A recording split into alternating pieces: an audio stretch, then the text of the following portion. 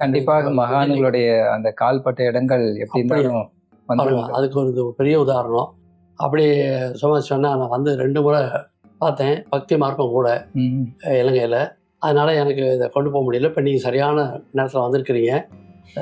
இதை கொண்டு போகிறதுக்கு என்ன முழு ஆசீர்வாதம் இருக்குது. நீங்கள் நல்லா சிறப்பாக செய்வீங்க. அங்கே அறித்திருக்கள் கட்டி எல்லா மக்களும் கொண்டு கொடுத்து நல்லா சிறப்பாக செய்யணும். எல்லா உதவியும் நாங்கள் பண்ணுவாங்க அப்படின்னு உடனே தலைவர் பக்கத்துலேயே இருந்தார். எஸ்கேவும் கூட சொன்னார், ஒரு நான் எப்படினாலும் இதை வச்சுக்கிட்டு ஒரு கொண்டு போகணும்னு சொல்லி அன்றைக்கே முடிவு பண்ணிட்டாங்க. பண்ணிவிட்டு இருந்து நாங்கள் இவ்வளவு அகத்தாய் ஒன்று தான் எடுத்துக்கிட்டு இருக்கோம். அப்போ அன்றைக்கு சொல்கிறாரு, லஞ்ச் எங்களோட தான் சாப்பிடணும் அப்படின்ட்டார் சுவாமிஜி. அப்போ நாங்கள் கிளாஸுக்கு போகணும், கிளாஸுக்கு பிறகு போய்க்கலாம் அப்படின்ட்டு வந்து சுவாமிஜியோட நாங்களாம் லஞ்ச் சாப்பிட்டோம். சாப்பிட்டு சொன்னாங்க, நீங்கள் 2:30 மணிக்கு சொல்கிறாங்க உடனே பேராசிரியர்கள் கூட்டம் இருக்குது, அதுக்கு நீங்கள் வர்றீங்க அப்படின்னாரு.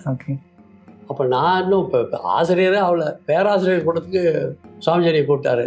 பாருங்கள், இதெல்லாம் வந்து எங்களுக்குள்ள ஒரு கொடுப்பணம் சொன்னோம், எங்களுக்கு கிடைச்ச பெரிய ஒரு வரப்பிரசாதம் சொன்னோம்.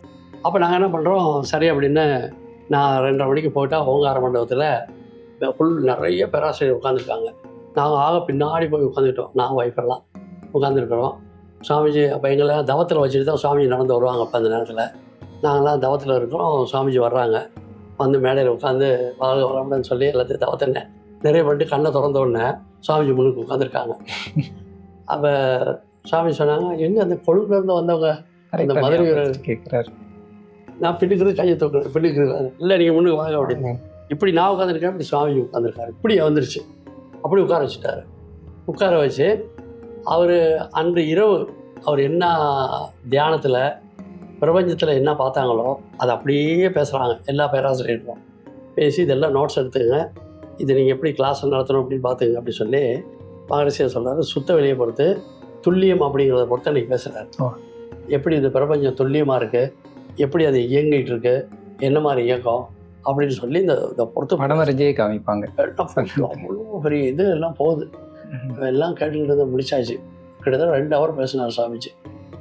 பேசி முடிச்சுட்டு இப்போ எல்லோரும் சொன்னாங்க, நீங்கள் எல்லோரும் கேள்வி கேட்கலாம் அப்படின்னாங்க. சுவாமிஜி கேள்வி கேட்கணும், எல்லோரும் அமைதியாக இருக்கிறாங்க. அப்போ என்னைய கையை காட்டி கேட்குறேன், நான் உங்கள்கிட்ட தானே பேசிக்கிட்டு இருந்தேன் எவ்வளோ நேரம், நீங்கள் தான் கேள்வி கேட்கணும் அப்படின்னாங்க. சுவாமிஜி இறங்கிட்டாங்க. எனக்கு என்ன செய்யல, உங்களுக்காகவே ஏற்படுத்திருக்கு. இல்லை இருந்தாலும் அந்த 2 மணி நேரம் சுவாமிஜி பேசுனது எனக்கு யாரோ உள்ளுக்கு வந்து ஒரு பூந்து ஒருத்தர் ஒரு காலையிலேருந்தே இப்போ சுவாமியோட தான் இருக்கேன் அன்னைக்கு பூரா.